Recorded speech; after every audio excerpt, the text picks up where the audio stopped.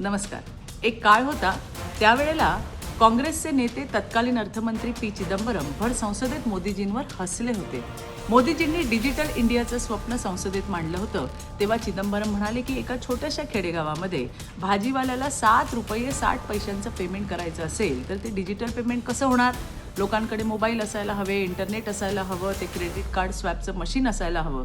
पण लक्षात ठेवा, जिथे काँग्रेसची विचारशक्ती संपते तिथे मोदीजींचे विचार सुरू होतात. मोदीजी कधीच हवेत बोलत नाही. ते जेव्हा एखादं स्वप्न दाखवतात तेव्हा ते पूर्ण होतंच आणि गेली 10 वर्ष आपण हे डिजिटल इंडियाचं स्वप्न जगतोय.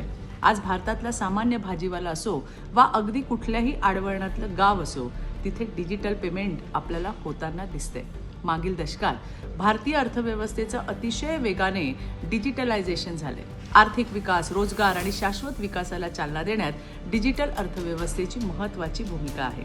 स्टेट ऑफ इंडियाच्या 2014च्या डिजिटल अर्थव्यवस्था अहवालानुसार अर्थव्यवस्था निहाय डिजिटलायझेशनच्या बाबतीत भारत जगातील 3ऱ्या क्रमांकाचा देश आहे आणि UPIचा जास्तीत जास्त वैयक्तिक स्तरावर वापर करणाऱ्या 20 देशांमध्ये भारत 12व्या स्थानी आहे. भारताची डिजिटल अर्थव्यवस्था एकूण अर्थव्यवस्थेच्या तुलनेत जवळपास दुप्पट वेगाने वाढेल अशी अपेक्षा असून 2029 ते 2030 पर्यंत राष्ट्रीय उत्पन्नाच्या जवळपास 1/5 योगदान येईल.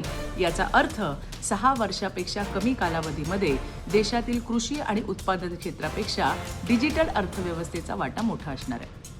मोदीजी पोकळ आश्वासनं देत नाहीत, पण विरोधकांना मोदीजींची दूरदृष्टी समजण्याची कुवत मात्र नक्की नाही. धन्यवाद. जय हिंद, जय महाराष्ट्र.